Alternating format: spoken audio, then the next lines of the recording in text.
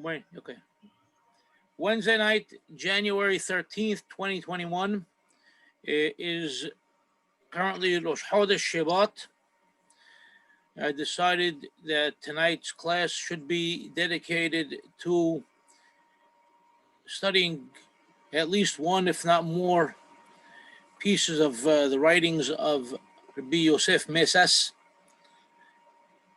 His Yom Petira, Yom Nahada, is the second day of the month of Shabbat, so it'll be tomorrow night and Friday during the day. Rabbi Yosef Messas, we've studied many of his teshuvot in the past. He was born in 1892 in Meknes, Morocco. Meknes is a very, very well-known city for its Hachamim, for its rabbinic families, and they generally went, generation after generation of Hachamim. And the Beit Din of the city usually was compromised of at least one member representative of those main families. The Messas family was one of those families. You also had the Berdugo family and the Toledano family. Those are the main families in Meknes, as far as I've been able to study and understand. In any case, Rabbi Yosef Messas was not your typical Hakham. He was typical in that he was your typical Sephardi Hakham, and he was well versed in all areas of Torah knowledge as well as many branches of secular knowledge. The thing that was special about Rabbi Yosef Messas is he had a very, very clear mind. He had a lucid intelligence that sometimes you read what he's writing and you're shocked, you're baffled by. He was able to think within the box and outside of the box at the same time, at a time when nobody thought out of the box, when thinking out of the box was unheard of. It's something that he did. He knew how to endear himself to everybody. It made no difference if the people were religious or irreligious, connected or disconnected, Jewish or non-Jewish. He had that way about him.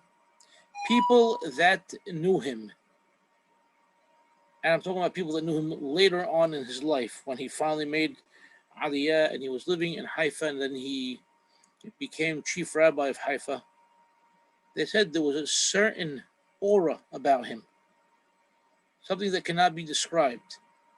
And he was equally at home in the Beit Knesset and the Beit Midrash as he was walking down the street, as he was going to a flower show.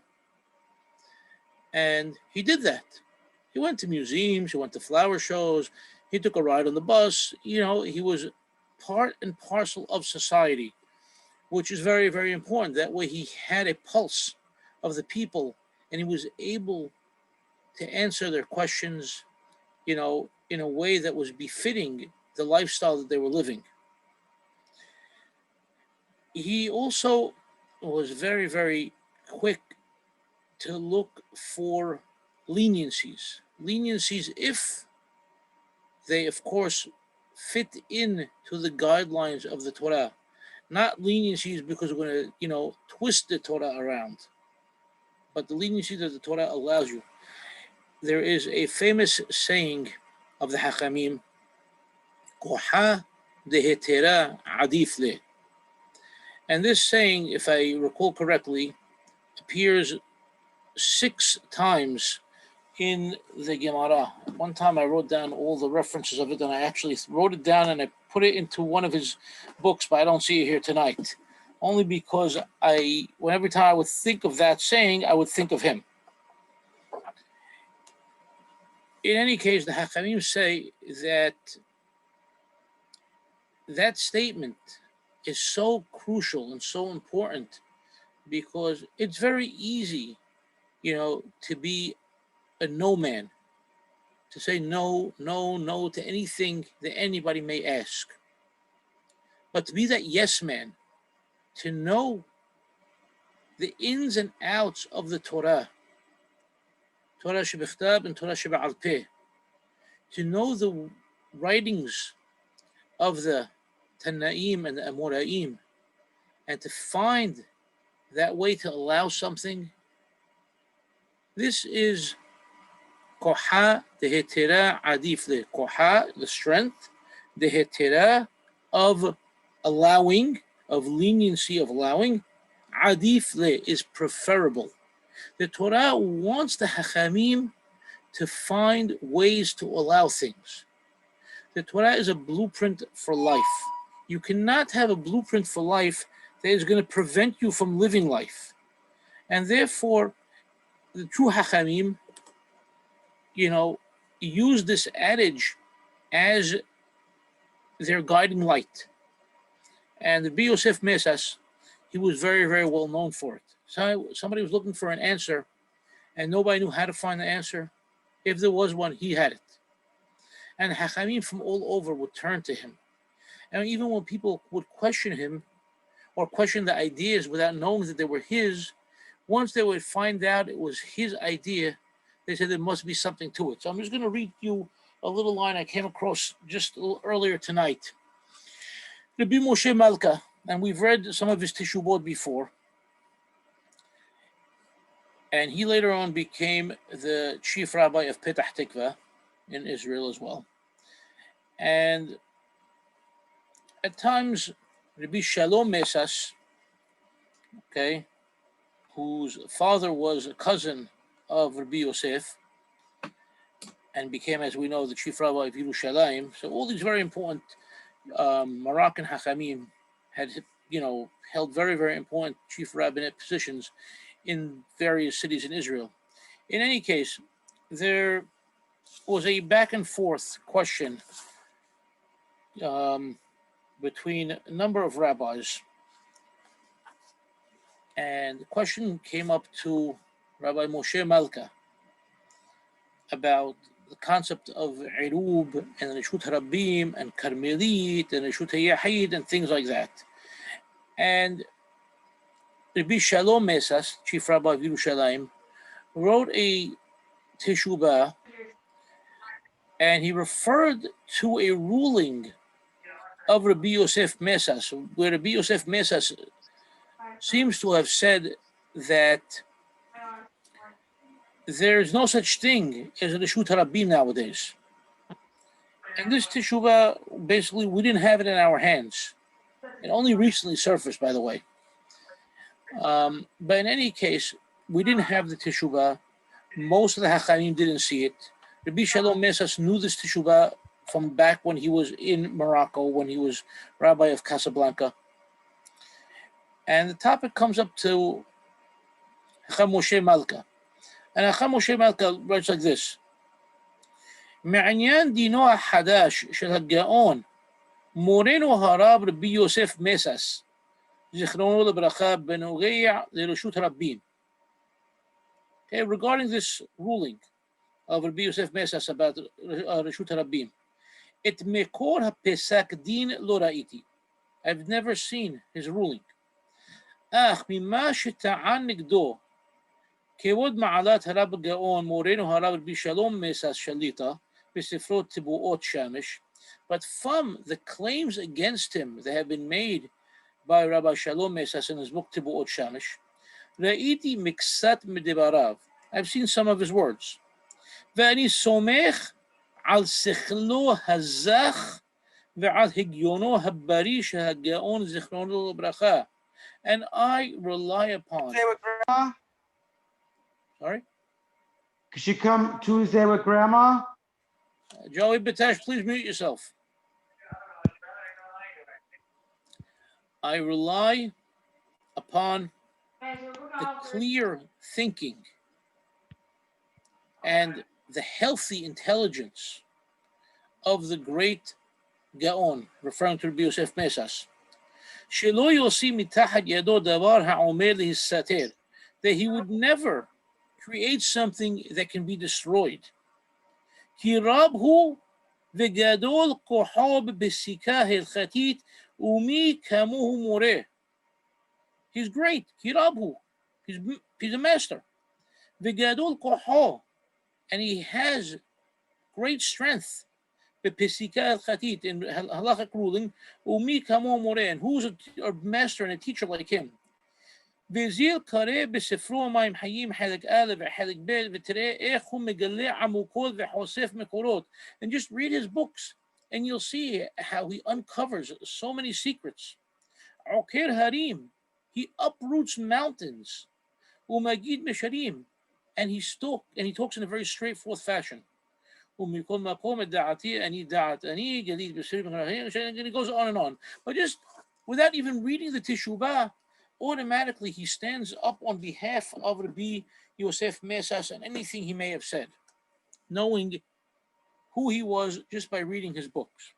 This was Rabbi Yosef Messas. Rabbi Yosef Messas was turned to from throughout the world. Sephardim and Ashkenazim throughout the world turned to him with teshuvot, turned to him for advice, turned to him for interpretations of Pisukim that they couldn't understand. They didn't understand Rashi, they didn't understand Ibn Azra, they would send him a letter. Okay? We're not going to do tonight some of the things that came his way from Satmar. We're talking about when the Jews were still living in Satmar, in Europe, in Hungary. And they had rabbinic journals, and for them it was a great honor to send it to the great Rabbi Yosef Messas, in faraway land of Algeria and Morocco.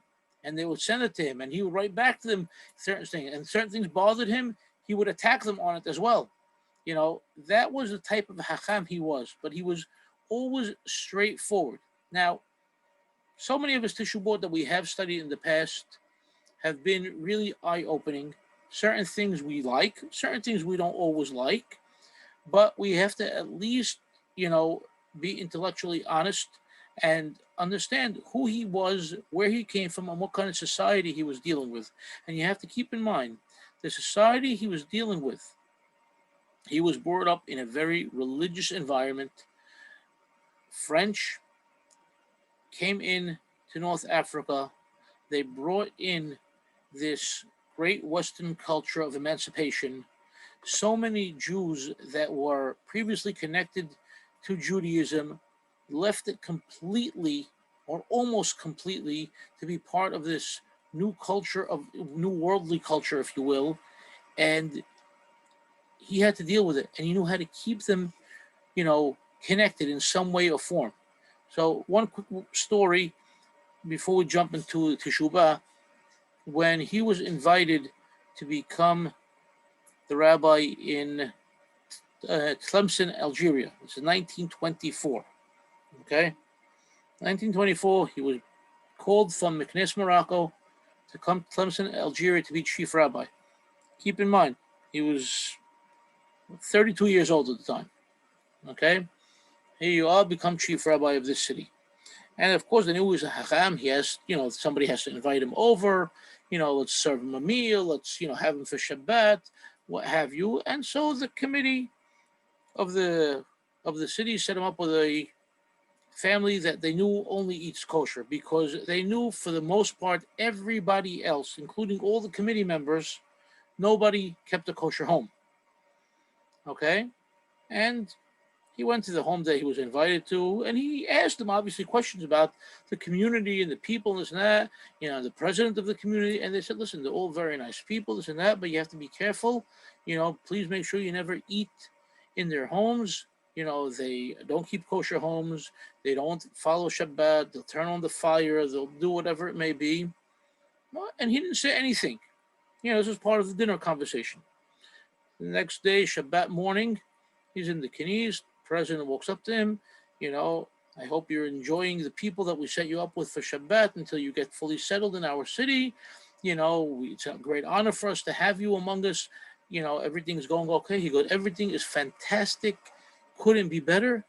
But I would love to be invited to your home next Shabbat. And his hosts, didn't the rabbi understand the language that we spoke? We spoke to him in Arabic. We spoke to him in French. Did you not understand that we told him the guy is not kasher, the guy's not shomer Shabbat, the guy's not anything? And he's purposely going and telling the guy, I want to come to your house? And he did it on purpose, because obviously now the guy was stunned. What do? I have a new chief rabbi here, and he wants to come to my house. He has to kasher the whole house now.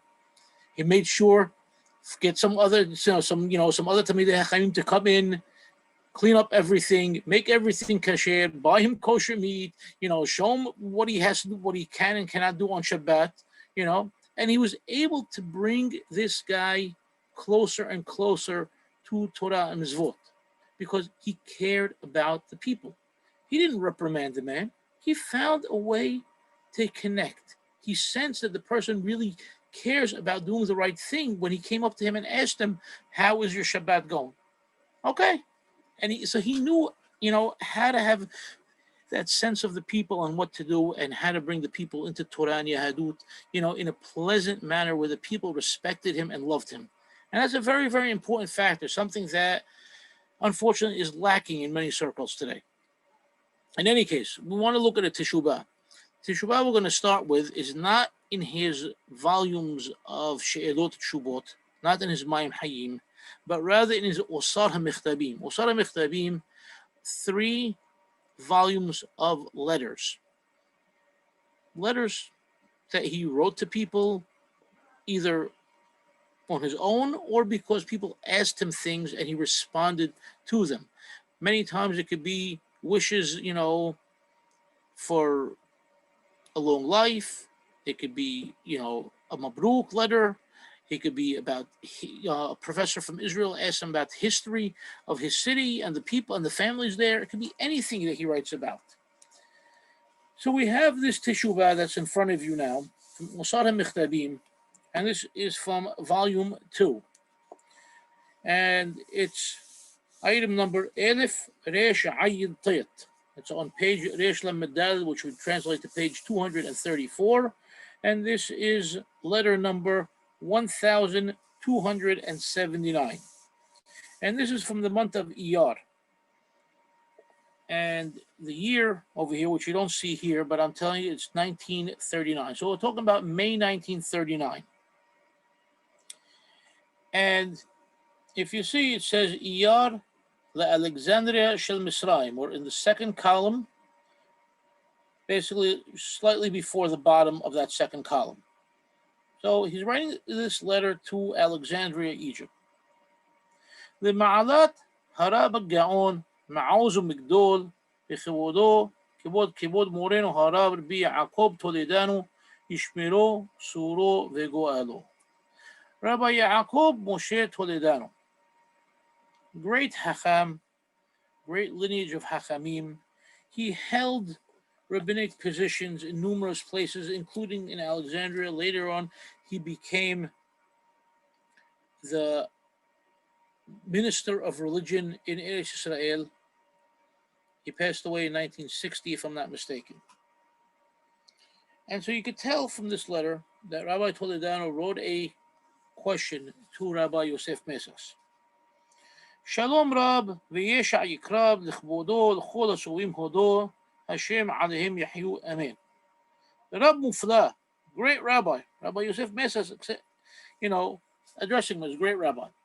בשבוע חולף באתי במסעי מארץ מולדתי עובה מכנס יגן עליה אלוהים ומצאתי בארגז המכתבים מכתב כיבודו הרם אודות דבר שבקדושה שאלות 5 ואשר נגזר עליהם מפי קודשו אבן הראשה והם. Okay, I came back from my trip and I found in my mailbox a letter. Some points, some questions, some answers, and we're going to address them one by one. There are 5 points over here, he tells you. Okay? Aleph, בעניין ראש בית דין שהיה באלכסנדריה של מצרים וראשי הקהל הטעוהו להתפטר ממשרתו וכו'. Regarding the ראש בית דין, the head of the rabbinical court of Alexandria, Egypt, and the heads of the community council basically tricked him. Okay? They caused him to trip up and to quit his job, to remove himself from his position. ועתה הוא מערער עליהם ורוצה להחזיר שכינתו כמאז. And now, obviously, he's, all befuddled from this, and he wants to make a claim against them, and he wants to resume his position. Bet. על מה שמנו אחר תחתיו רב מודרני, חניך הסורבונה בפריז, עם שני תלמידים מהסמינוריום של העיר רודס, לדון ולהורות ולסדר גיטין בצירוף סופר הבית דין שישנו מאז, עם בית דין הללו שלא הגיעו להוראה ומעולם לא שמשו ולא שנו, ולא עסקו בטיב גיטין וקידושין, נקראים בית דין ויכולים לדון ולהורות וכולי. Second point, who did they appoint instead? Community Council of Alexandria decided to appoint a modern rabbi, a student of the Sorbonne in Paris, with two Talmidim from the rabbinic seminary on the island of Rhodes, Rhodes, Greece, to judge and to rule and to set up Gittin, divorce contracts, together with the scribe of the Beit Din that was there before. And can these gentlemen, the modern rabbi and the two students of the seminary that have never really served, in a rabbinic capacity, can they be a Beit Din? They're not experienced in working in a Beit Din. They're not experienced in Kiddushin. They're not experienced in Gittin. Can we call them a Beit Din? And do they have the right to rule and to make decisions? Gimel, אם גם בדיעבד יש חשש פסול בגתיהם. And even b'di'avad, even after the fact, even post facto, is there possibly a reason to say that the divorce contracts, the get that they set up, are pasul, they're invalid? ד' אם יכול הראש הבית דין הקודם הנזכר לפתוח בית דין אחר בעיר הנזכרת לכל מי שירצה להתדיין אצלו ולגרש ולקדש.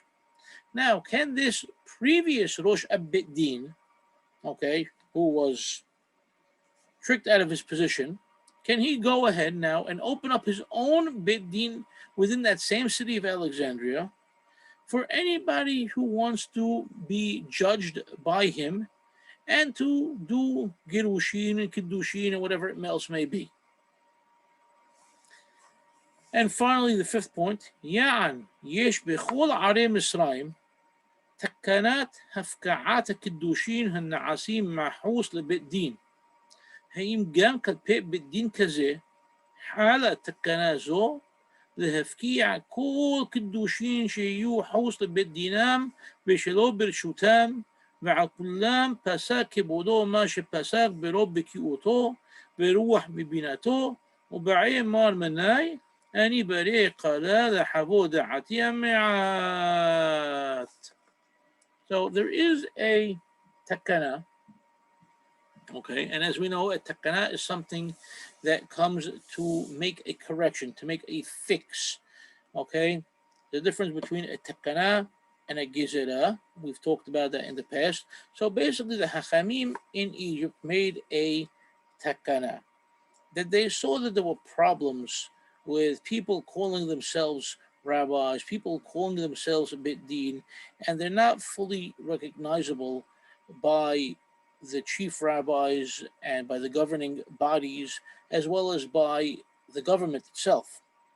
And so any sort of wedding or divorce that would be done by such individuals without the permission of the governing bodies become automatically null and void. So now the question is over here now.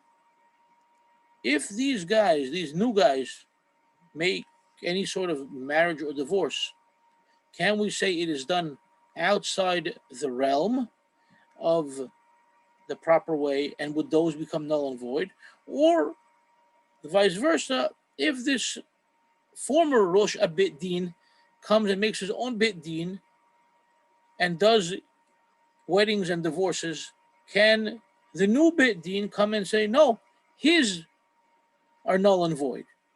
Okay? And so Rabbi Yosef Messas is saying, you presented these 5 points, these 5 questions, and you also gave your answers based upon, your knowledge of Torah, because you're a great rabbi. But you came to me and you want me to express my opinion on everything.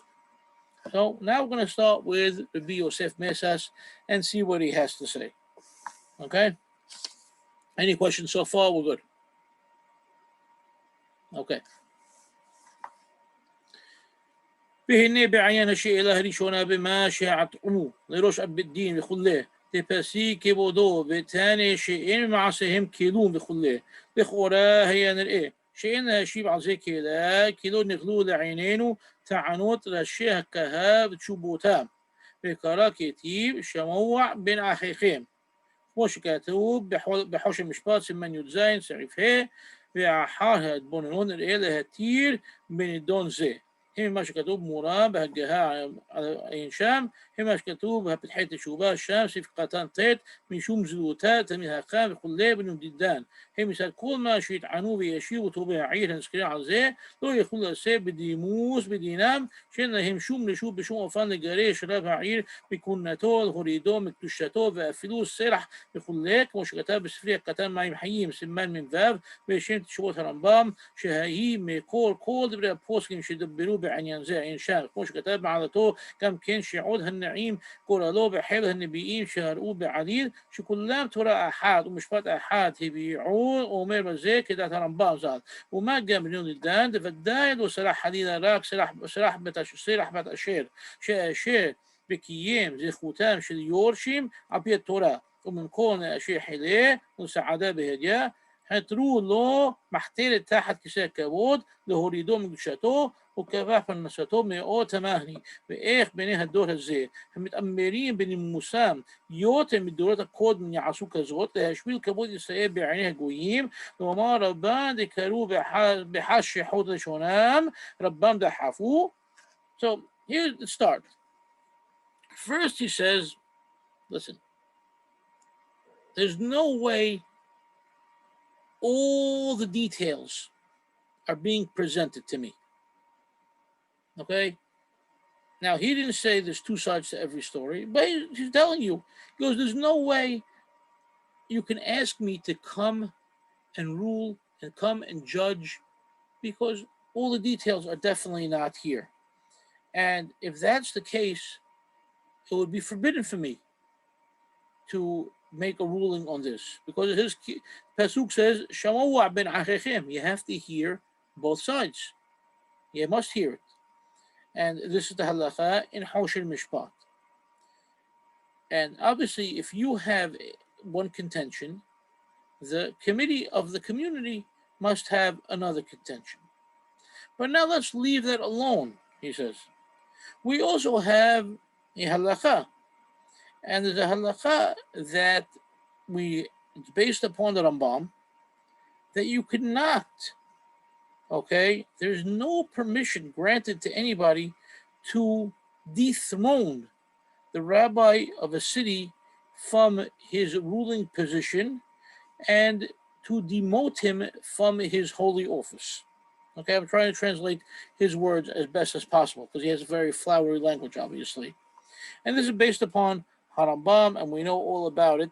And obviously, what also doesn't make sense, we're living in a day of everybody being so lofty in their moral ideals and moral values, much more than in past days.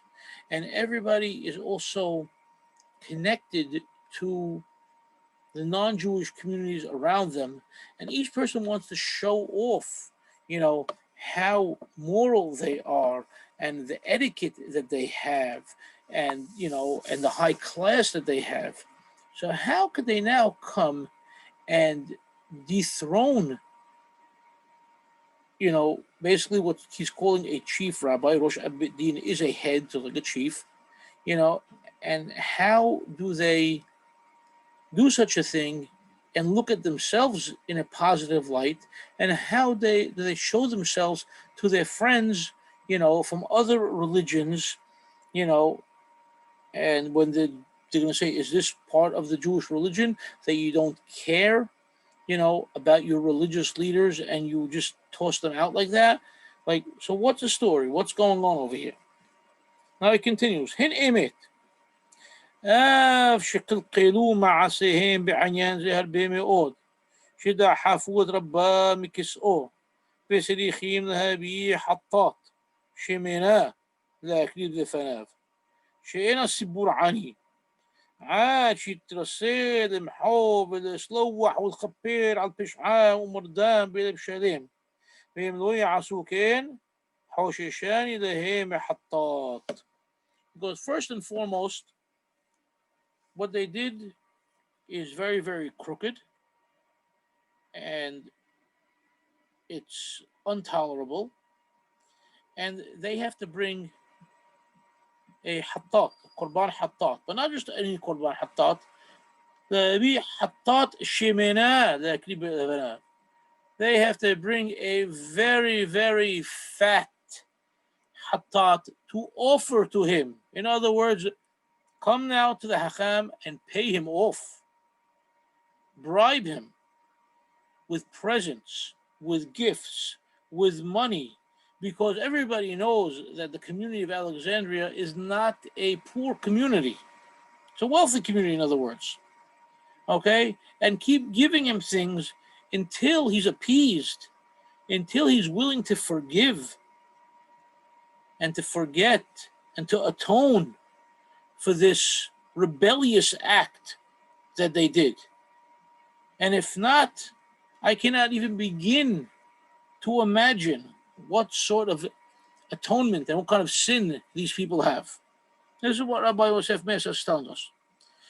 מכל מקום, לעניין דינה, דפסיק ותנה, לחזור למקומו בטענת אונס, תהיתי לי, תלנאיתי לסדר כפה קט שכלי לאפוקי בזכותי תלמיד חכם כמו שכתב חוש המשפט סימן ט"ו, ולא יכילנה, הם ייסד זה הווה פשרה דדינה כמאחר, כמו שכתב בחוש המשפט סימן ר"ה, סעיף ג', ובעיה גם דד, עם הכרת אונס, ואף אם נעייד פעילה בתקופה דמחתה, مدينة كمحيلا شيهي كمتنا كموش كتب شام ميكون ماكوم صريخ الغلو دعاتو تحلا شئين محيب بليف شليم آف شئين وأنوس كموش كتب شام سعيب فاب عين شام بآف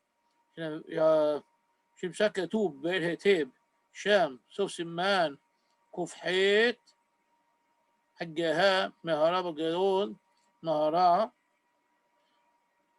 بأنساه ديتان كموش كتابة شوات هرشبا هبي أربين بسمان يد بيت أباب سمان يد جيمة شوها جيمة عين شام يكون مكوم هاخا بنون الدان بالدان شلوها يا شوم أونس بخفية راك هساتا بهداحا بروب دباريم عاد شكبه اسمول هباتير وزي لو مكري أونس كموش كتابة شوات كود مشولا سمان دادت سوف سمان جيمة.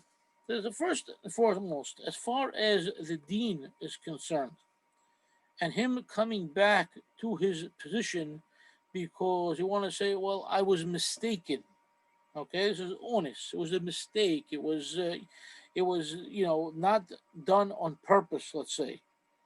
He goes, the whole thing is very, very confusing because even if they want to come and they want to, say to him, we're sorry and it was a mistake and not a mistake and whatever it may be, he's not really going to let the matter slide so easily. He's not going to forget it.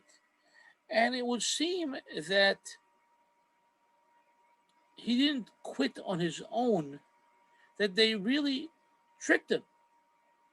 And if they tricked him, that you can't call that honest because that's obviously done on purpose. If you're tricking somebody, you came up with a plan.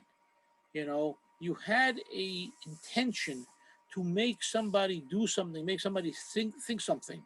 So obviously there is some sort of foul play over here. He's telling you over here. Okay, until he reached a point where he wasn't able to take it anymore, and he said, "Okay, I quit. I'm out." You know, they had to do something to get what they want. They wanted him out. They wanted a new modern rabbi in his place. That's the honest truth.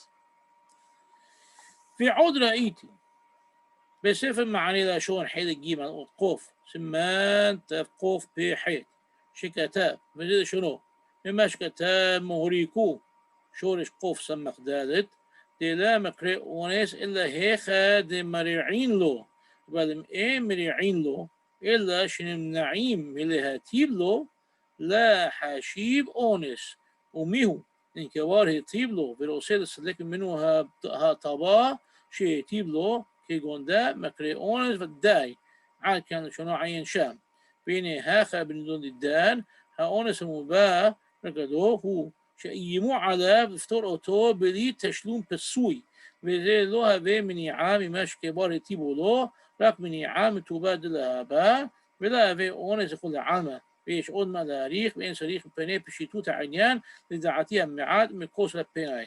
So he's giving us another point over here that we didn't hear before, that there are different hachamim that explain onus in various ways, okay? And honest could be that they said, okay, we're going to prevent the good that we did for you before, as opposed to just, yelling at him or berating him. And some people say, well, if that's just the case, that's not honest. Because, but here, in our actual case, in our specific case that we're dealing with, okay, that you, Rabbi Toledano, actually wrote to me and told me that basically they threatened him. We are going to let you go without pay, without pension, without severance, without anything at all. If basically do it our way, or you lose out on everything. So basically they twisted his arm. So you cannot call that honest. Next. Remember, so we said the second question was talking about the modern rabbi and the students of the Rhodes Seminary.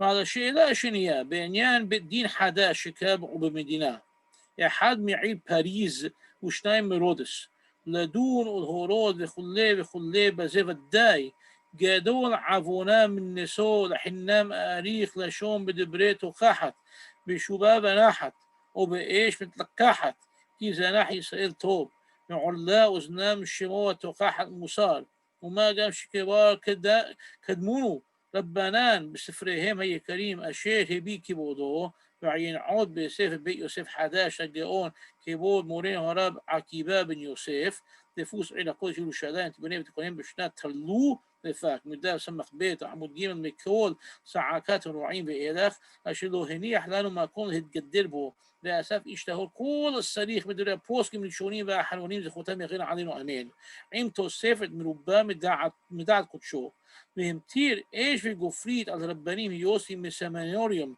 بعد ما عمديهم محزكين بيدام بعلا شجتهم بسوليم أفلي بدي عباد أين شاب أين عود بسيف بحد يسحاق وطنون هن مسيت إسلي بعنيان نزك سوف بسكات وهي هيوم وخليه تقاحد مقولة على ميشلو شمشو كراوي موريم وخليه عين شاب. So now he's giving very, very strong and harsh words, saying regarding this new Beit Din that they established in the city, okay, one guy from Paris and two guys from Rhodes, to come and to rule and to judge, says, Gadol avonam min niso. Their sin is too lofty to even carry it. And there's no reason for me to go on and to reprimand them because these people are not going to listen. Okay, I could throw you fire and brimstone from here till tomorrow. And these people have closed their ears to everything, obviously. They don't care. And even though you, Rabbi Toledano, you brought different sources in your letter to me about this, there is another book that came out in Yerushalayim by Rabbi Akiba ben Yosef in the year 1876. And he goes through this at length, okay, and he gathered together all the information about such new modern age rabbis, specifically from these seminaries, okay, and basically they are worthless, and all their contracts, specifically any get they write, is pasul, okay, even b'di'abad, it's still pasul, okay, and everything they are doing is causing destruction and turmoil within the city, and there's nothing good that could come out of it, he's telling you. Third, ועל השאלה השלישית, אם בדיעבד יש לפסול בגתיהם, אף דאפשיטה ما نشكل לעיל, מכל מקום, ינראה לדעתי لشانه دون الدان ديتي بهديه سفراد بالدين دماءز تفداي بالجمار جمار كل النوجي على عينيان كمش كتاب تسوي يوم توب مشنا آل دقيتين ستان سفريد دينيه من قبليه جميليه هي إنشاء يخين آمر بسنهدرين خطيت سوف عمود بيت شيء ينهو لسفريد أبيه وهي داعيه ترباه وهي داعيه هي إنشاء بقى في اللود فداي لا تيني لان سميخا على يديعوت السوفيد ليحود لا يحشيق التهين فتح الله بكم يكون عسى إن لا شيء. Now here's a redeeming factor, and that's important. So because you asked point number 3, your question was if even b'di'abad do we say their every get, every divorce contract that they put together, is it pasul or not pasul? Okay, so we have an important factor over here. He goes, even though what we just read above, okay, proves that it's pasul, he goes, over here that we have another factor, that you told us that the sofer of the bit din is the same sofer of the bit din that was there when you were there and prior to you, okay? So this is a person that not only has experience, he also has know-how in the sake of knowledge. And we know this from the Gemara, telling you, because when they went and they asked the Sofer of Abaye, they asked him a question, he knew things. They went to the Sofer of Rabbah, he knew things. So obviously this Sofer also knows things. So even though they're the rabbis, okay, you have the know-how and the experience of the Sofer of the Beit Din, and he's going to make sure that whatever they are doing is going to be done in the proper fashion, because he's done this in the past under capable Hakhamim. And so therefore, excuse me, so even though we can't rely on the Sofer by himself, but since you have the rabbis that think they know, at least they studied the topics at hand, and now we have the Sofer that has the first-hand experience, so we can use the combination of them to say that the get is good b'di'abad. على الشيء ربيعيت. Fourth question. إما يقول هروش أب الدين قادم نفتوح بالدين أحير بعير بخله. Can the rabbi, who is no longer the Ab Din, can he open up his own Beit Din in the city? Now, this is a much more difficult issue. לדעתי המעט נראה, זה תלוי רק בהסכמת תובע העיר. So Rabbi Yosef Messas is saying straight out, according to my limited knowledge, my limited capacity of my brain, that really this is dependent upon the agreement of the community board. שקיבלו אותם רוב בני העיר. They're basically the accepted ruling body by the majority of the people of the city. Okay, we're talking about the Jewish community. In other words, nowadays we used to think of synagogue boards, okay, but in the old country, in all the old countries, you may have had a few people that worked, as part of a synagogue committee, but they had no real say or anything. There was a board of the community. Okay, and it could have been 7 people, 9 people, 11 people, 13 people, whatever it may have been, but they were referred to in halakhic literature as Shib'at Tobei Ha'ir, okay, the 7 good men of the city, okay, and they were the community council. And basically, even let's say all of us lived in, in Brooklyn, we would be voting for these people. Okay, we're talking about Jewish people voting for the Jewish community council, and basically they would be doing everything on our behalf. So here you have the case. שקיבלו אותם בני העיר, the people of the city have accepted them, ובלעדם לא יוכל איש לחלוק רשות לעצמו לפתוח בית דין אחר. And without them, no man can go and open up his own beit din. חוץ ממה שפתחוהם. They have to do it. They have to open it up. שאף שכבר היו בעיר בזמן הקודם בית בתי דינים, וכן בכל המקומות שיש בית, even though in the past there were 2 rabbinical courts, and in other places as well, sometimes there are 2 courts, but for sure, without a doubt, those were strictly with the approval of the community council. כי באמת בית בתי דינים בעיר אחת לא יביעו בכנפיהם רק ריב ומסע ופירוט הלבבות. Okay? And it can only be done if the community council deems it necessary. Because as a general rule, having 2 rabbinical courts in one city can only cause problems. It will cause fights, it will cause mahloket, it will cause dissension, it will cause a separation of the community. Okay? בפרט בנידון דידן, שיוסק יסודם על סלע המחלוקת שהיא גורמת חורבן לעיר כידוע. Especially in this case, where we know the community council didn't want a certain person because they wanted things to have a different shape, a different aspect to it. So obviously, they're not going to approve a second beit din following the old way when they want a new way. And they don't want the old ruler because they want him out. They don't want him and his power from before. Okay? في يقولون حربان لعي كيدو في عشان حمول بمنا كوش كتبوا بتعنيد حيل داف حيل عمود عاطف وسوتام متيت عمود آف بمجلا لما بيت عمود آف إن شام وما حاش بين دون زي إن هراشيم روسيم بشتايم. And in this case, we know obviously they don't want to. And Mishim Hebe Yadam, and there's nobody that can reprimand them, tell them anything.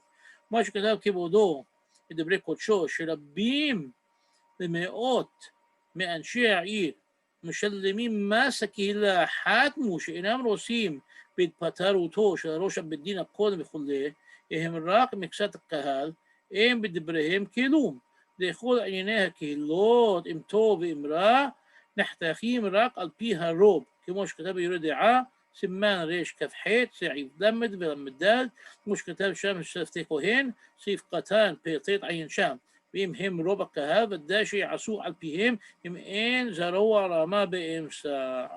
So he's saying, well, even though now you came to me and you said, well, you started a petition or the people started a petition and now there are, a few hundred people who pay the community tax. In the Middle East, we had something called a community tax, and this existed in all the Jewish communities. It was called the aricha. Okay, it was a certain type of tax, and these people are, tax-paying community members, and a few hundred of them signed this petition saying they don't want the removal of the previous Rosh Abedin. He goes, wouldn't that be sufficient to warrant opening up another beit din? So Rabbi Yosef Messas saying no. You're saying it's only a few hundred people. You're talking about a big kehila of thousands of people. Have a few hundred people, it's not good enough. You have to have at the very least a robe. You have to have at least majority. And if you have the majority, then you could go to the heads, the heads of the community council, and say, here, we are the majority of the community, and this is what we want. In that case, they have to listen, unless, of course, they're crooked and they're not going to listen. But you don't have majority. You only have a few hundred people, so it's worthless, and you have no say in the matter as far as opening up another beit din. And regarding the 5th question, بعניין هفقاعات الكدوشين, אם גם כלפי בית דין כזה חל התקנה זו, okay, we're talking about the annulment of these weddings and divorce. הנה כבר נחלקו הפוסקים לכולם דרכה, אם רק בית דין הוא שיש בכוחם להפקיע קידושים, או גם הסיבור בלי בית דין יש בכוחם להפקיע, כמו שכתב בשבועות יכין בועז, חלק ב' סימן כ', כולם מתחיל והחשת באין זכר וכולי שם, והנה דבר פשוט, לא נחלקו אלא אם הסיבור בלי בית דין באים להפקיע מחדש, אבל אם כבר הופקעו הקידושין על ידי בית דין, חשו ועשו תקנה קבועה בעיר על זה, אף שבדורות אחריהם לא יהיה בית דין חשוב או לא יהיה בית דין כלל, ודאי שתקנה לעולם עומדת, ואם כן, דל אותם בית דין מהכה, נשארו הסיבור על עומדם, ושליחותיהו כדאמר עבדה ותהילות לאל בתול המדי. So bottom line is the question is, who has the authority to deal with this hafka'at kiddushin, with this annulment of the kiddushin, for example? Is it the beit din or is it the sibur? The sibur, okay, even without the beit din, okay, can still say that this is a takana within this city and this is the way we do things. Okay, now they wouldn't know how to go about and do things, though, if you don't have a bit din or if you don't have a strong Talmid Hakham, to run this through. So I don't know exactly where he wants to go with this, but basically he's telling you over here about if the kiddushin was already null and void, bit din hashub, through a important bit din, and they established a permanent takana in the city regarding this, even if in following generations there will not be a hashub bit din, or there wouldn't be a bit din whatsoever, the takana still stands in place, okay? And any bit din that comes afterwards will then have to follow that same ruling. Now he ends off with teshuvah. זהו נראה לכושר דעתי להשיב לכבודו בכושר אמיס מרוב התרדות, הסיבוריות והיחידות והבקשה, עשר ידו מחילה רבה מהדרת כבודו, in דבריי, in דברי קודשו, אינם סמודות. So please excuse me, I'm very, very busy, and I'm sorry if what I'm saying does not match up with what you wanted me to be saying. Okay? כי האמת אהובה יותר, because the truth is what's most beloved. ואף in דבריי אינם על קו האמת עומד לפי דעת קודשו ודעת אחרים. And even though my emet you don't think is the same emet as your emet, okay, and you don't think my emet is emet, okay, מה שנראה לעניות דעתי emet כתבתי, but what I see as emet, that's what I wrote. See, Rabbi Yosef Messas is not afraid of the truth, and he's not afraid to tell somebody, I'm telling you the truth. And this we have also in Tishubot of Rabbi Haim David HaLevi, tells you, any judge, any rabbi cannot say, well, because this rabbi said so, I have to say it also because he's greater than me. Or because that bit didn't said it, and I'm afraid to say otherwise, maybe they know more, maybe I know less.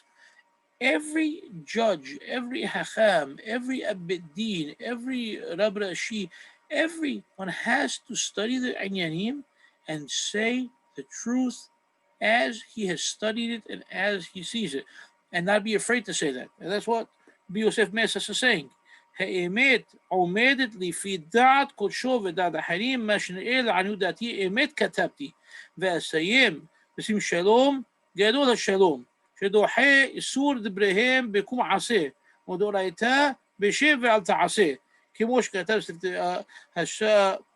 השדה חמד בכללים, מערכת ג' סימן ל"ו עין שם, וכל תופס תורה חובה עליו להיות אוהב שלום ורודף שלום, והשם יברך את עמו בשלום, שאם אין שלום אין כלום, כמו שכתוב בספרה, פרשת בחוקותיי, זין עין שם ושלום. Because bottom line is we have to be seeking the peace. Truth and peace come together, and anybody who clings to the Torah and attaches himself to Torah, okay, he has to love peace. So bottom line is, you may not like what happened in Alexandria. It may have affected you in a negative way. You may not like my teshuvah, even though you're going to get a teshuvah from me that is going to be, in sync with what you were thinking. But bottom line, I gave you the way I see it. And bottom line is, you have to seek out peace. You cannot hold grudges. And if you are a person of Torah, seek out peace, and Borei Olam will bless you with peace. It's a beautiful way to end a letter to a important Hakham on a very, very sensitive personal issue. Now, one of the reasons I wanted to bring up this teshuvah tonight, okay, and I'll listen to your feedback in a moment or two. I don't see everybody here with us for some reason, but many people, for some reason, like to speak negatively about Rabbi Yosef Messas. And some of those people speak negatively about him because of Hakham Yosef. Hakham Yosef's rulings not always in sync with Rabbi Yosef Messas, and even though he quotes him practically all the time, if they're talking about the same subject matter, sometimes he'll tell you, you know, it's good, to see what he has to say, but you can't rely on him as a rabbi. He's no good. He's off. And it seems that at one point something was going on with Hakham Yosef, and I'm still unclear exactly what was going on and what brought it about. But I heard this from a number of reliable sources. And basically, Rabbi Shalom Messas told him, "You're having this problem because of the things that you're saying about Rabbi Yosef Messas. Okay? Go to his grave in Haifa, take a minyan with you, and ask for mehila over there. And you'll see if it's true, if you're true in your contentions, in your wording, in your thought, and in your feeling when you're praying to Borei Olam, and when you ask this, true Sadiq for mehila, the issue that you're having is going to go away." And Hamad Yosef actually listened to Rabbi Shalom Messas, and he went, and it worked. Okay, whatever the issue was, it did go away. Now, there are some rabbis saying that, and this I just even heard it last week and the week before, and for some reason there's a group of rabbis, okay, who don't like Hamad Yosef, and they're saying, well, it serves Hamad Yosef. Well, he was that rabbi in this teshuvah. And this is about him in Cairo, and this is, they made up the story. They didn't want to use names, so they changed the city to Alexandria, and they make a whole story about it. This, Moray Rabotai, has nothing to do with Hakham Yosef. This story, okay, this teshuvah is from 1939. You cannot change the date of a teshuvah. It's from 1939. We know it's from 1939. Rabbi Yaakov Moshe Toledano was in Alexandria at the time. He was working in the Beit Din. He thought he was going to get the job of chief rabbi. The community council basically pushed him aside. They brought in Rabbi Moshe Ventura, as well as some other rabbis.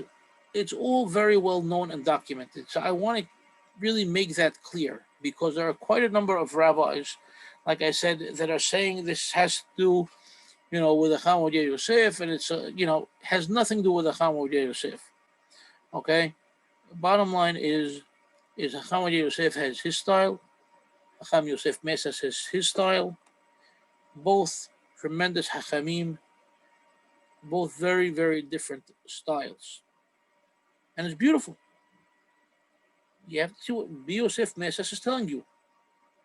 Emet is Emet, and you have to, each Hakam has to follow the Emet the way he sees it, and he has to be Model HaEmet. And if he made a mistake and he saw another Hakam tell him otherwise, and he has a clear head to see what the Emet is, he has to say, "You're right and I'm wrong," and that's Emet. But no matter what is the case, you have to look at the bottom line at the end for the shalom.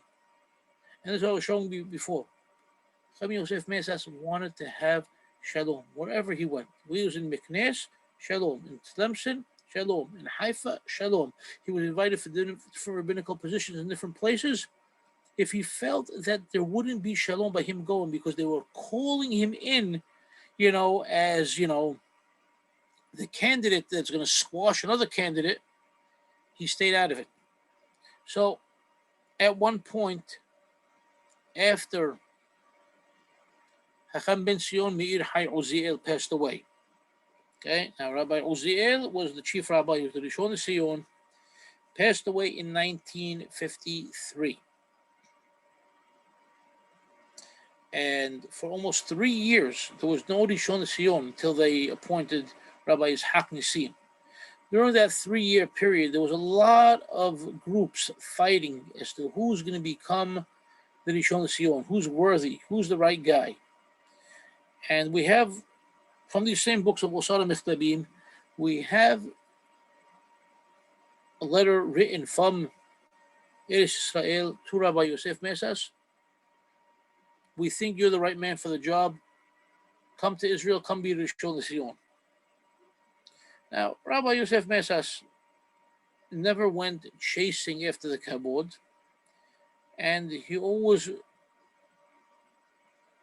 understood that people had other motives, good, bad, otherwise. And so when he was asked to be chief rabbi, obviously he sent letters around, find out what's really going on in Yerushalayim. And he found out that there are fights going on. And he is, the choice of one group, over that of another group. He wrote back very swiftly, I'm not interested in becoming Rishon Sion, or Rishon Mahloket, or Rishon Rib, or the Rishon Ketata. I don't want it. He goes, go find you find yourself another guy to play your games. It's not for me. And he stayed in Morocco where he was. He didn't want to have anything to do with it. This was the type of Hakham that he was. And it's very, very important to understand that. Even though people sometimes think he was a troublemaker. He wasn't a troublemaker. People use his writings today to make trouble. But he himself was not a troublemaker. He was really Ish Shalom, Ish Emet. And you see it in his writings. You see it.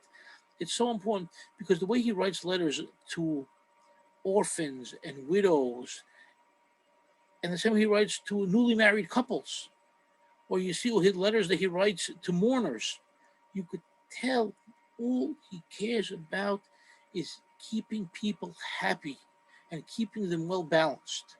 The guy was not a fighter whatsoever. He was really a good guy, and it hurts me, only because I've read so much of his writings. Obviously, not enough of his writings, but plenty of it that I could tell what kind of, ish emet he was. Okay, so this was very important, and it came out in this teshuvah, especially in the beginning and in the end, as far as I'm concerned. Plus, you saw how he wasn't looking to take sides. With Rabbi Toledano, even though he considered Rabbi Toledano a great rabbi, he wasn't taking a side, because he saw the situation differently, and he wasn't going to get sucked into somebody's fight. Okay, so now we can look at another teshuvah if everybody wants to. But before we do that, I'd like to hear some comments, if you don't mind. We have, of course, Rabbi Kasoda, but I'd like to hear from Jeffrey Dweck if he has something to say as an attorney. He knows what it's like to argue a case. What do you think, Jeff? Nothing more than the Hakham has already said. Very thorough No, analysis. seriously, Hakham. come on. I think that the reasoning is very cogent and very florid, like you say, and I'd be interested in, if not, over time, reading more Tishavot in the original Hebrew, because it is, I don't see how this would yield any controversy. Like you say, it's well reasoned, it's well put together, it's clear, it's methodical. Right. So the only way we could yield controversy is the only way anybody can take anything and twist it and turn it. They'll, highlight and italicize certain words and read in between the lines. You know that. Okay, there's always a doing that. You have to be aware of the entire picture and read it, in context. And that's very, very important. If you start pulling out snippets, without giving you the entire picture, obviously you're going to see it in a different way. Well, you make We've money all like me. seen, I'm sorry? That's what I do for a living. I know that's what you do for a living. We need to chop you down a little bit. Rabbi, what do you think of the Tishu B'Av? Any comments on Rabbi Yosef Messas? I think it's amazing, as everybody knows. I'd like to ask though, these triplets, Rabbi Malka, Rabbi Shalush, and Rabbi Messas, besides a clear and lucid mind, where did they learn this tolerance, this thirst for peace, this openness? Where did they learn? And how come other Chachamim don't have it? So, I don't think that they are unique. I think there were many, many others like them. And the only problem is they may have been the end of a dying breed, but everybody that they grew up with and everybody that preceded them had that same mindset. So it's not where did they learn, it's what happened to that learning. We unfortunately we don't have that issue of Aharon Kohen, you know, of Ahabat Biriyut and Ahabat Torah and Ahabat Shalom. That mindset and that foundation before dealing with people and Torah seems to have evaded, the yeshivot and many of the people there. Now, you cannot say everybody is lacking that because we see some gems that, are produced from time to time. And we see, sometimes we'll see beautiful people coming of the yeshivot who may not be, maleh in Torah, but their feelings, ben adam, the habero, are there. And they have that gift of drawing people near to Torah. And even though they may share simple ideas, they do it with true love, and they're able to bring them closer in the style of Rabbi Yosef Messas and many others. And then we see sometimes many great Hachamim in, in the Harifut and in the Bikiut, and in building and destroying and rebuilding, but they don't have people skills. So to have a Hacham that is Maleh v'Gedush in all aspects of Torah Shebichtab, Torah Sheba'al Peh, and Torah Biriyut, okay? Torah Biriyut is very, very important to have that Torah of people, to have the ethics, the morals, the values, the speech. You need to combine that with the Torah. And that's why, if you go back to the days of yesteryear, we didn't have kolerim, okay? And we didn't have people that sat in yeshivot, for years and years and years. And then you have, grandfathers and their sons and their grandsons all studying in the same yeshiva day and night, for decades, because it wasn't for everybody. Only the choicest individuals that were really cut out for it were basically, invited in and held there. Somebody who didn't have it was told, thank you very much. It's beautiful that you study Torah. Make sure you keep studying Torah, but go to work. This is not your line. This is not your field. So somebody like B. Yosef Messas, this was in his family. His father, Bi Hayim, was a great Hakham. His grandfather, I think, was Rabbi Yedidyah or Rabbi David, was a great Hakham, and they have a complete lineage. And he wrote a whole book of the lineage of his family, going back hundreds of years of the Hachamim. The same thing you're saying about Hakham David Shilush, his father Hakham Yosef. Before that, his father was known as Malach David. Okay, Malach, because he had those angelic qualities of dealing with people, and there are stories about him. Rabbi Moshe Malka, I don't know who his father was, to tell you, but most probably he also came from one of those rabbinic lines, okay? Because we know his cousin, Rabbi Shlomo Malka, was the rabbi in Sudan, so obviously they are a rabbinic family. That's why rabbinics usually stayed within rabbinic families. And it's very, very different than today where anybody, okay, you know what, work's not for me. Let me just go sit in the kollel until I turn into a rabbi that they need.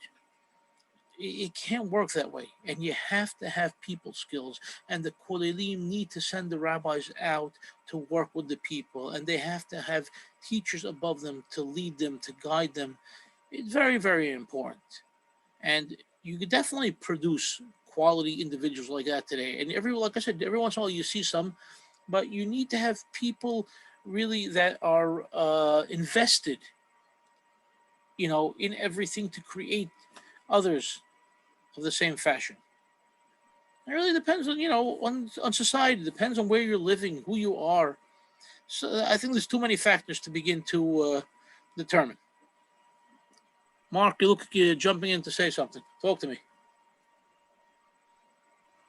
Yeah, as usual, it's always a pleasure to read his Teshuvot. I loved how he didn't give him everything that he wanted, and he was very honest about it, and he was very truthful. It was very refreshing. He was very methodical how he dealt with everything. Mm-hmm. It's amazing. It's always refreshing to see. Yeah, he's a powerhouse. He really is a powerhouse. And unfortunately, some people don't want to give him that credit. But like I said, the more I read of his writings, the more I see, how beautiful and clear it is, and it's just refreshing is a great word, like you said, refreshing. Yeah. It is. No, today it's not. But to quote him today on some teshuvot, like Rabbi Ovadia, he'll quote him on his teshuvot, whatever, something.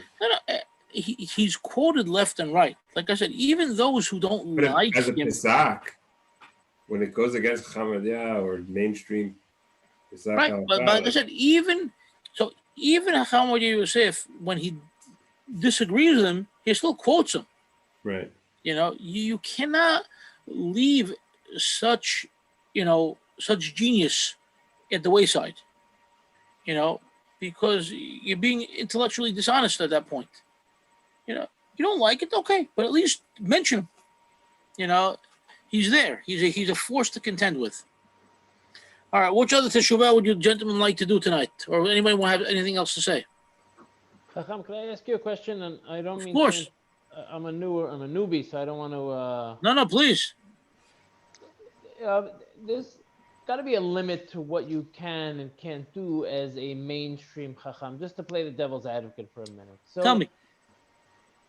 Like the other teshuvot you mentioned, that he found a way to reason in favor of allowing you to patronize a butcher that's open on Shabbat, which we would never do today, or why you excuse me, Jeffrey. I only gave you a heading. I didn't give you the entire situation. See, that's the problem. His reputation, not his reputation. You're right that what survives in the mainstream today is that he was a radical, at least with respect to that particular issue, I think. And did you mention Eruvin before?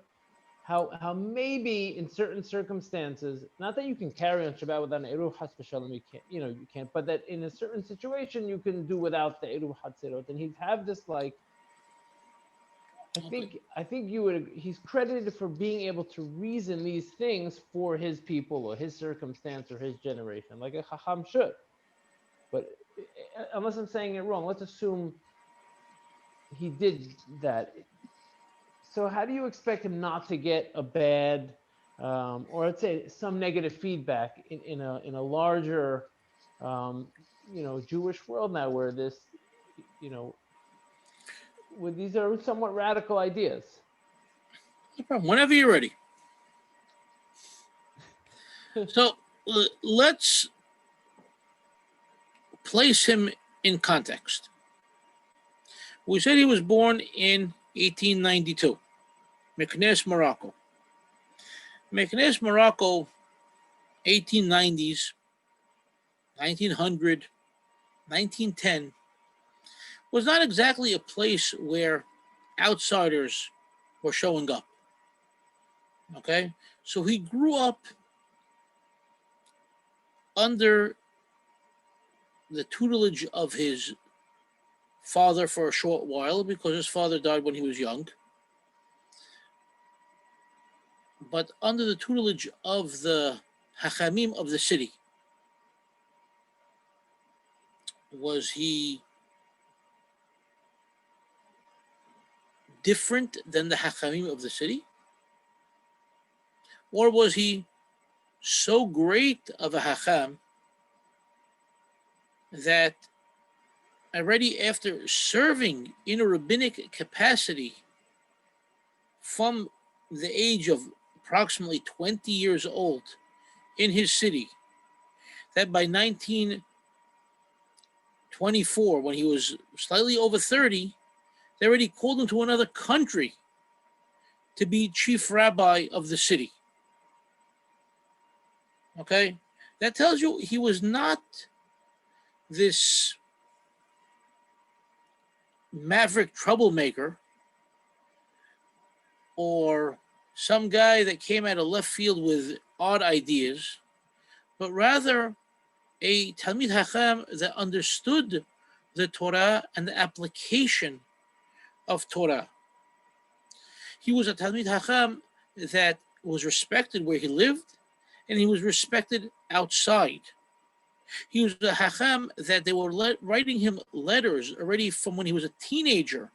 And we see those letters in this Osar HaMechtabim, and he was responding to them and replying to them betub ta'am v'da'at, okay, in a very, very positive manner, which endeared him to Hachamim, and we'll call them Yoda'ei Sefer, okay? We're not going to call them simple folk, but people who were well read, but were not, on the level of a Hacham.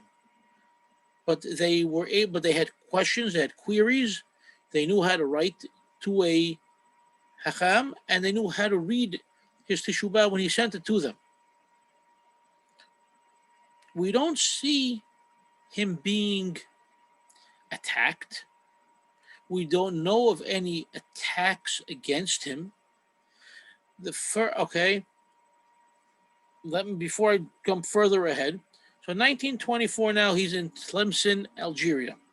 He comes to a city where there was, prior to him, one of the greatest rabbis of Algeria, Rabbi Haim Blih, who passed away. Okay, already. But the writings of this Rabbi Haim Blih were in the offices of the rabbinate, and Rabbi Yosef Messas did his utmost to read those manuscripts, okay? And based upon his writings, it seems there were thousands of pages of manuscript that he made sure to read and to study and to comment on and to share with the people of the city who became, remember, you have to remember, Algeria was not like Morocco. Algeria really was, and it wasn't even just a French protectorate. It became part of France, and the people were French. The people dressed in the Parisian style. They spoke almost exclusively French. They basically threw out any other Arabic language that they were previously using, or even any sort of Berber tongues that they were using, and they looked down upon it. They became very, very European people. And he came to a city, okay, And since you brought up the topic of butcher, I'm saying this. He's saying I came to a city. Okay. In fact, let me read that opening to you better. His exact words with the butchers. If I could find it quickly. Here. عينيان قصابين محللي شباتوت ويوم توب بفرهسيا. And he's telling you, פה عبيد لمسن يغين عليها إلهيم كل قصابين محللي شباتوت بفرهسيا بإسولام دي أوريتا. He was every butcher, every one of them. In this entire city of Tlemcen, everyone is محلل شبات publicly. وميوم بوئي بولش شريت بقولش بأدار هتربادي يسيلا. From the day I got here in the month of Adar of 1924, התحلتي بفراخ لدبيت رشاعين ليوت لي لهدار عيسى تقيلت معافوت وليت المشكاح. He goes, I tried each and every day to speak to the heads of the community to change this calamity. Okay? Nothing worked. I spoke in a soft tongue. So, shub hazarti, befarich, become a miribu v'sheonot. And I came back in a harder way, and I created fights, and I tried to fight with them, and to argue with them. Velo ala biyadi kelum, mirifyon yadi hariyashim badat, shiri'im lomar talqisam. Penyurim todo korot kikorot betabbat. Basically, anything I tried didn't work. Didn't work with the lay leaders, didn't work with the religious leaders, didn't work with the butchers, didn't work with anything. Soft, hard, made no difference. These people saw no Kedushat Shabbat. They couldn't understand what Shabbat was anymore. It reached a point where they accepted kashrut, and they knew there was something called Shabbat, where we have a special Sa'udah, where we go to Kinis, where we make Kiddush. But we are French citizens, and Saturday is a day that we could go to work. Saturday is a day we could go to the park. Saturday is a day we could go on a trip, and you can't take that away from us. So he had to work within the context that he had, because if he did not, and he just threw up his hands and gave up, then God knows what could have happened. They could have already reached the point of eating nebelot utrefot. So to say that he allowed non-religious butchers, something a rabbi today wouldn't allow, hold on. Listen to the man. Look at what's going on. It's not like we're living in Brooklyn and this butcher, we don't like his kashrut, this butcher, we don't like his hashgaha, but we can go to Borough Park and we have, Satmar butcher over there that's 100%, Shomer Shabbat, and he has all types of humrot that he adds to the meat, and we can go there. He's telling you the entire city, there is not one butcher that's Shomer Shabbat, and I tried the impossible for years upon years upon years in any possible manner. So now judge the man. So until his first book was published and came out, okay, in 1934, 1935, he was working, on the sidelines, if you will, with the people, among the rabbis. He's working for close to 40 to 45. Let's figure, okay, let's say he was a kid till about 10 years old. We'll say he did nothing. Okay, so let's say 33 years of his, of his life, he was working on things. Plus, he wrote tishubot. Plus, he wrote letters. He published his tishubot. Some of the tishubot did not find favor in the eyes of some of the Hachamim in other places they got his books, and they responded to him. And you know what? He responded back in kind. He didn't just say, who cares? He didn't do that. He respected the Hachamim who wrote back to him. And if he didn't agree, they heard from him that he didn't agree. And if he agreed, he would say, I agree. or if they had a good point. So I didn't think of that point, but let's see. Let's analyze it. Let's put it in context with all the other points, you know? And in most cases, he was applauded for his open-mindedness and in bringing, to the forefront questions that, were new to most rabbis. You have to think about it. The world, okay, was drastically changing from the beginning of the Industrial Revolution, okay? And as the world became a smaller place and people were traveling more and bringing ideas and methods of communication, were bringing with it other ideas. Higher education, was going on as well. Remember, not every person in the Middle East or North Africa, was a backwards ignoramus. Many of these people were highly educated. They went to multilingual schools. They traveled to Europe to go to universities. They came back with their degrees in engineering, in agriculture, in so many different fields. And they brought back ideas with them. They brought back the concepts of gas lighting on the streets. Before we had electric lights on the street, you had gas lights on the street. They came back. They wanted to bring them into their homes. They wanted to bring plumbing into the home. Now, the Hachamim had to deal with these things. And so many of these Hachamim weren't ready. They weren't equipped, to deal with these modern innovations and inventions. You need a special Hacham. Like we had Hacham Refael Haron ben Shimon. He was also, he was older, obviously, and then it'd be Yosef Messas, okay? And he also grew up without these things, but he had that kind of mind that he knew how to figure things out, okay? Not only he knew how to figure out, we saw when he had to deal with, a modern city plumbing situation and how that's going to bring water to the mikveh, how can we make it work? And in his book of Shelut Shuvot, he actually has a diagram of the, of the pumps and cisterns, and water pipes that are traveling through the city from the water, purification plant. Where do you see that in the book Shelut Shuvot? And it's in color. Okay? And this is in a book from 1901. So we had Hachamim or Hachamim, and they tried to act in the methodology of the Hachamim of the Sanhedrin, where you had to know the languages, you had to know the sciences, you had to know everything.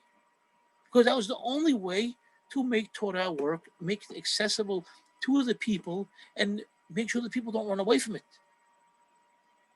Our problem is today, when they're building up these brick walls, and telling you, no, asur, asur, asur, asur, asur, asur. You can't do that. You can't just say everything's mutar without looking into it.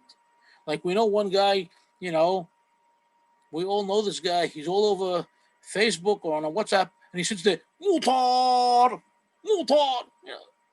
Mutar. You can't yell and scream mutar if you didn't look into the subject and just say because it's something new and the Hachamim didn't have it in the past, so automatically it's mutar. The same with the other guy who's telling you, hadash asur min Torah.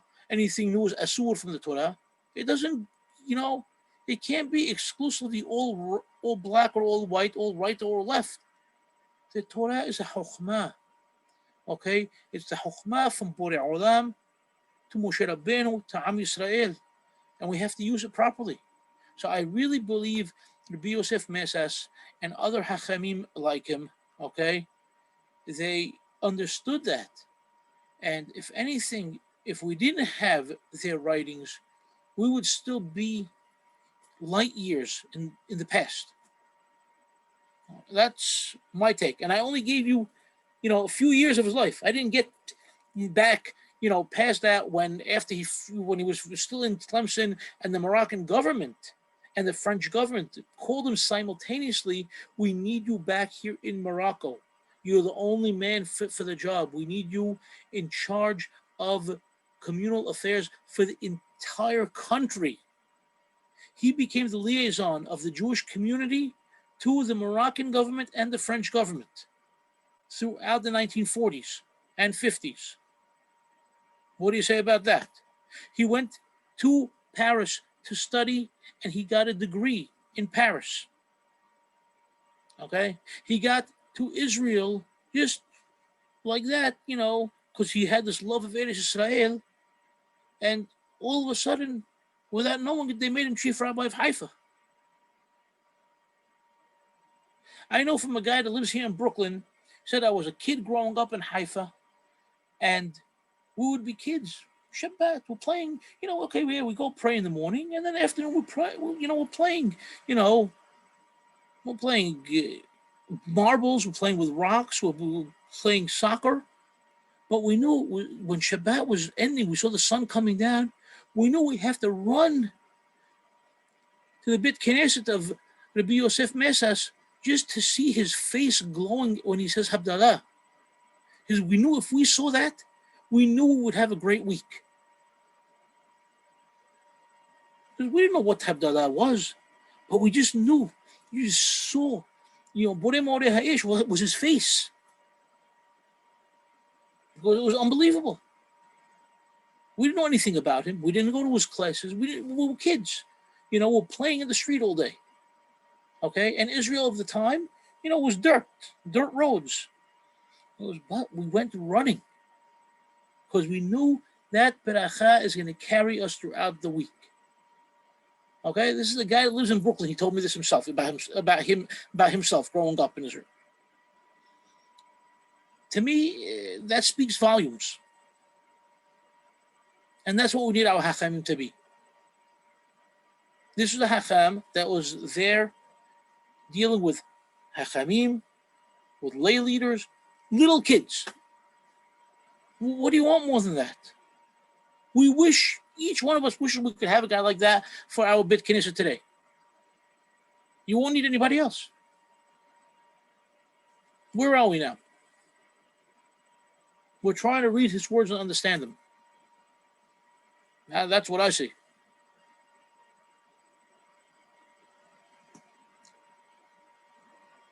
We're good?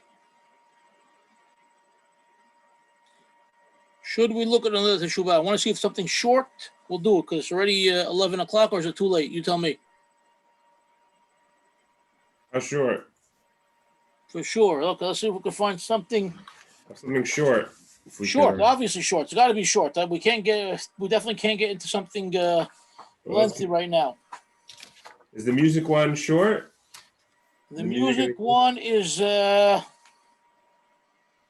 Rabbi Kasola, David, Nisim, we're all here for that. Definitely fill you in on that. I just want to see if we could. Now, we're not going to do it justice if we can fly through. I think maybe we're just going to cut it for tonight, because none of these teshuvot that I had in mind for tonight are short enough to do justice to the teshuvah or to the mind of Rabbi Yosef Messas. So we'll reconvene, God willing, next week. Okay? Yes? Hazak Baruch, thank you, man. Thank you for joining. And Chodesh Shalom Barach.